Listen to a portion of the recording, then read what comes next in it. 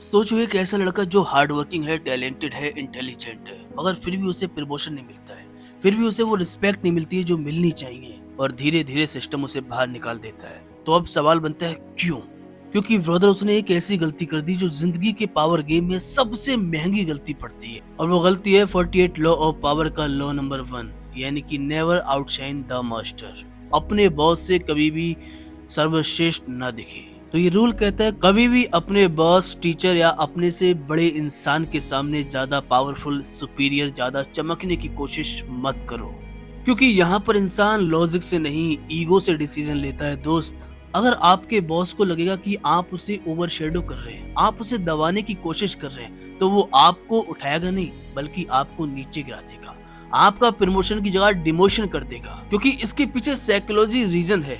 Psychology क्या कहती है कि हर इंसान के अंदर एक चीज होती है जिसे हम ईगो कहते हैं, और तुम्हारा बॉस चाहता है कि हर इंसान उसकी बात माने, उसकी रिस्पेक्ट करे, उसकी इम्पोर्टेंट को सब लोग महसूस करें। अब अगर तुम अपने बॉस की गलती सबके सामने पॉइंट आउट करोगे, उसके आइडियाज को सबके सामने बेकार बताओगे, तुम खुद को उससे ज्यादा सुपीरियर, उससे ज्यादा इंटेलिजेंट दिखाओगे, तो याद रखना तुम उसके टैलेंट से नहीं, उसके ईगो से लड़ रहे हो। और दोस्त, ईगो से जीतना ऑलमोस्ट इम्पॉसिबल होता है। तो समझो बात को कैसे।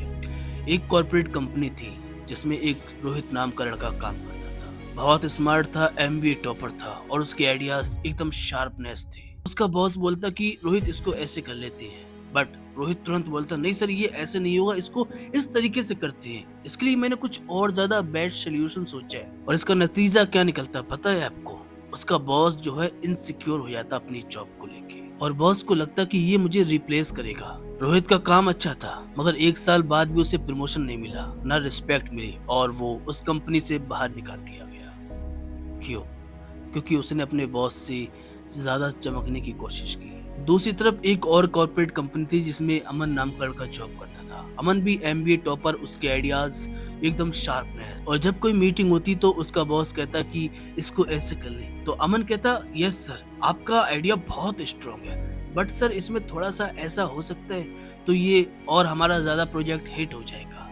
इससे बॉस को क्या फील होता पता है तुम्हें? ये मेरा बंदा है, ये मुझे सपोर्ट करता है। और 1 साल बाद क्या होता है? अमन का प्रमोशन हो जाता है, उसे फुल रिस्पेक्ट मिलती है, उसे पावर मिलती है, क्योंकि उसने अपने बॉस का ट्रस्ट जीत लिया। तो ब्रदर, टैलेंट दोनों के पास था, दोनों सेम थे, मगर पावर सिर्फ एक को मिली। क्यों? क्योंकि उसने अपने बॉस से नीचे रहने की कोशिश की, अपने बॉस को समझने की कोशिश की, अपने बॉस से चमकने की कोशिश नहीं की। चलो आपको एक और रियल एग्जांपल से समझाते हैं जो हमारी हिस्ट्री में गुजर चुका है। नेपोलियन बोनापार्ट, नाम तो सुना होगा। आपको पता हो नेपोलियन का एक जनरल था टेलीरेट। वो बहुत ज्यादा इंटेलिजेंट, बहुत ज्यादा शार्प आइडिया वाला बंदा, इतना ज्यादा इंटेलिजेंट कि नेपोलियन कुछ भी उसके सामने नहीं था। बट टेलीरेट ने कभी भी नेपोलियन को ये फील नहीं होने दिया कि मैं उससे ज्यादा स्मार्ट हूँ, मैं उससे ज्यादा सुपीरियर हूँ, बड़ा हूँ। वो हमेशा अपने क्रेडिट को भी नेपोलियन के हवाले कर देता, नेपोलियन को दे देता कि नहीं, ये मैंने नहीं, सर ने किया है। इससे क्या होती? नेपोलियन की इमेज और ज्यादा स्ट्रांग बनती। तो इसका नतीजा क्या निकला पता है?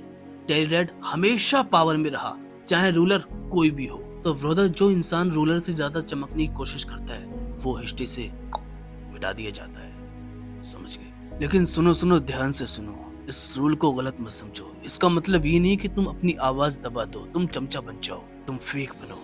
इस रूल का मतलब है तुम स्मार्ट बनो, अपनी स्ट्रेटेजी के हिसाब से काम करो, अपना क्रेडिट सामने वाले को दो, अपने से ऊपर वालों को दो। क्योंकि ब्रदर, पावर कभी भी सीधी लड़ाई से नहीं आती, वो हमेशा माइंड गेम से आती है। तो ब्रदर, रियल जिंदगी में कभी भी अपने बॉस की ईगो हर्ट मत करो, और अपने टीचर के सामने ओवर स्मार्ट मत बनो। अपने रिलेशनशिप में अपने पार्टनर को नीचा फील मत कराओ यार। तुम पहले ट्रस्ट जीतो, पावर नहीं। याद रखो, जो दिखता है वो बहुत जल्दी टारगेट बनता है। अगर तुम चाहते हो पावर, रिस्पेक्ट, इन्फ्लुएंस, तो पहला रूल याद रखो, अपने मास्टर को चमकने दो। जब तुम्हारा मास्टर चमकेगा तुम्हारी वजह से, तो धीरे धीरे सिस्टम तुम्हारा खुद बन जाएगा। अगर आप चाहते हो लॉ नंबर 2, तो कमेंट में पावर लिख दो। मिलते हैं अगली वीडियो में, तब तक खुश रहो, मस्त रहो। जय हिंद।